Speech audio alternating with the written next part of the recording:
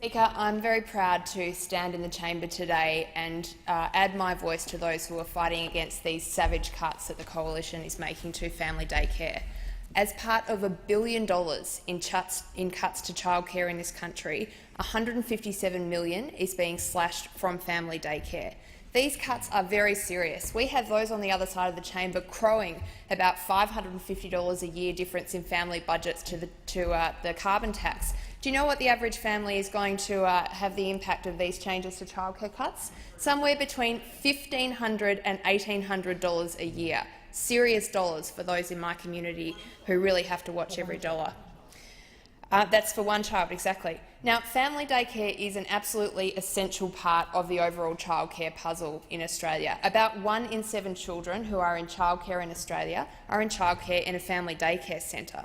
And, Speaker, my family has been one of them. We had our little one in family daycare in East Bentley, right in the heart of my electorate, earlier this year, and we got these great benefits of a small group, an educator that we loved, and the important thing, that flexibility. Now, what we hear on the other side of the House is so many different and confusing messages, and I'm not sure whether it's hypocrisy, as the member for Scullin has suggested, or whether it is just rank confusion, cluelessness. I'm really not sure. But what we hear is that flexibility and affordability are the big things that we need in childcare. As a working mum, I 100% agree. So we've got the government making all the right noises. They've even gone to the trouble of initiating a Productivity Commission inquiry that is meant to look into this exact issue of how to get more flexible and affordable childcare.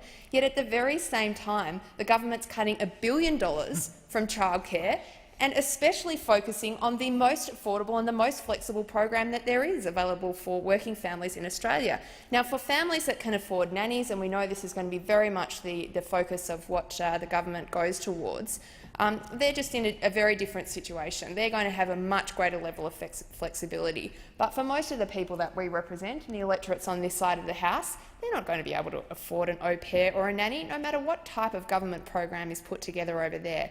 Family daycare is a really important piece of the puzzle here, and instead of talking about how expensive it's getting, could we just note that the demand for this family daycare program has skyrocketed?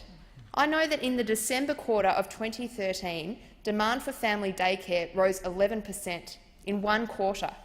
And what we're getting, what we read from this, not talking about budget blowouts like these guys on the other side, what we read from this is that Australian families want family daycare. They're getting a lot out of the flexibility and affordability of their arrangements. Now, we talked a little bit about confusion, hypocrisy, these kind of mixed messages that we're getting. I want to go to this issue about female workforce participation, Deputy Speaker, because this is really right into the heart of the problem. Again, we've got a very expensive Productivity Commission inquiry looking into the question of how we can help women in Australia who want to work more to be able to do that. But we know that the biggest driver of women's decision to work is the childcare costs, and there's some very simple economics at work here. And if there's nothing else you remember from what I say today, just let it be this. A woman in Australia who works full-time on the minimum wage takes home, after her childcare costs, $4.55 an hour.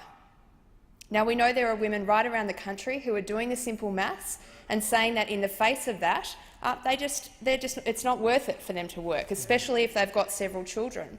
And I would just say to those on the other side of the House, what we know is that this has lifelong impacts for women. It's absolutely understandable, and I respect the decision of women who want to stay at home, but for women who do want to work, if they spend 3 years at home with kids, we know they're going to earn about 40% less through their lifetime as a consequence of their decision to do that. Now, we on this side of the House want to give Australian women real choices, and that means affordable and flexible childcare. That's exactly what family daycare is providing. But, Speaker, what makes all of this so much more outrageous is this. We've got this issue on the other side of the House being raised about $157 million, how this program is just so expensive and we've got to cut back on costs. Yet at the very same time, this government is introducing a gold-plated paid maternity leave scheme that will see the wealthiest women in Australia get paid $2,000 a week to have a child. And I would just say that 1 year of funding for that program would make up the funding shortfall for family daycare for about 35 years. So I would just say, check your priorities, guys. Women in Australia want flexible, affordable childcare, and that's exactly what family daycare gives us.